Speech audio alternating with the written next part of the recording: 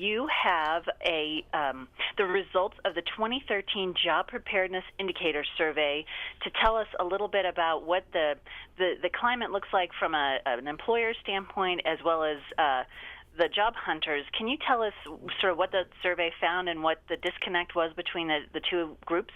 Well, Marijo, I would love to. And first of all, this is our third year conducting the Job Preparedness Indicator Survey. It was conducted by the Career Advisory Board, which was established by DeVry University in 2010.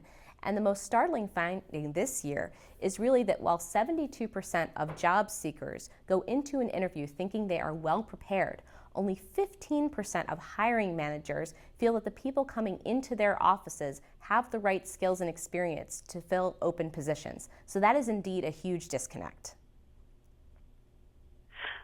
Absolutely. How is that something that isn't ferreted out in the resume process? Is there something about their resume that's not represented correctly, or how's that difference so big?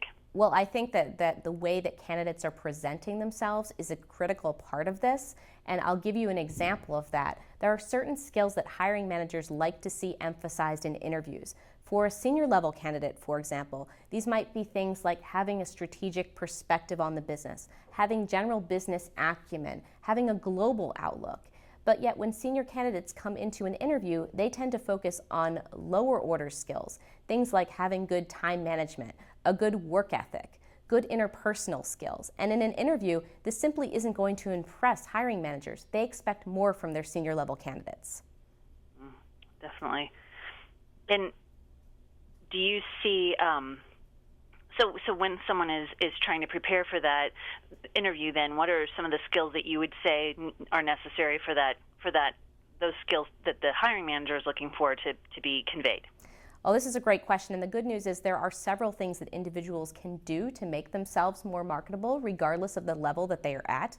The first thing is to make sure you're creating a compelling story around your past experiences. So you want to pluck out the skills that are mentioned in the job description and create concrete bullet points that show how you have showcased those skills in previous positions and how you are going to, in turn, showcase those skills in the new position.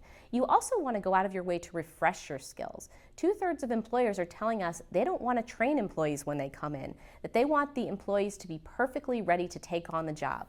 So this might mean that you take webinars, that you take advantage of volunteer opportunities, all the things that you need to do to make sure that your skills are up to par. I also think adaptability is a critical skill people want to emphasize. Today's business climate is changing so quickly. There might be a reorganization, there might be a layoff, you might have a new boss next month. You have to be comfortable with change and show that you can still proceed with your work with a good attitude and able to get the job done. Awesome. Do you think that there's a difference between new graduates coming out and people that have experience? Is there something that either group could do to make themselves more attractive besides what you just mentioned? Well, I think new graduates especially can benefit from having a mentor, and most hiring managers agree with us. 75% of hiring managers will tell us that they think new graduates in particular should go out and find themselves a mentor. But if you ask job seekers, only 40% of them have a mentor, which again is a huge disconnect. So I think what people need to think about doing, especially if you're right out of school, is to look for someone with a generosity of spirit who's a few years ahead of you on the ladder. Present to that person a vision for how you see the relationship working, such as how often you're going to meet. Listen to that person's advice carefully, follow up with them over time, and build that one-on-one personal relationship that will take you throughout your career from job to job, so that person can always be your sounding board. I think this is probably the most critical thing that people can do to advance their careers. That is awesome. Now, I would say the one challenge, and maybe my last question is, how do you find those mentors? Is it someone that you already know? Is it, especially if you're brand new in the job market, you might have a professor or something, but how would you find a business person that you would be able to latch onto like that with a mentorship? All right, Marijo, that's a great question. And I think what you want to do first of all is let everybody know in your network who you're looking for, and they might be able to suggest someone. Another thing you can do is just a networking principle in general, and that's to look on a site like LinkedIn for people who are working at your target organizations, and send them an invitation to connect and ask them if you could have 15 or 20 minutes of their time for them to tell you a little bit more about their career path. You're not asking them immediately to become your mentor. You're simply making the introduction, hearing more about their life, and as gradually you get to know them, then you see if they're open to a mentorship-like relationship. Fantastic. Where can we get more information about everything that we've just talked about? Well, we would love for you to access the full findings of the Job Preparedness Indicator at careeradvisoryboard.org.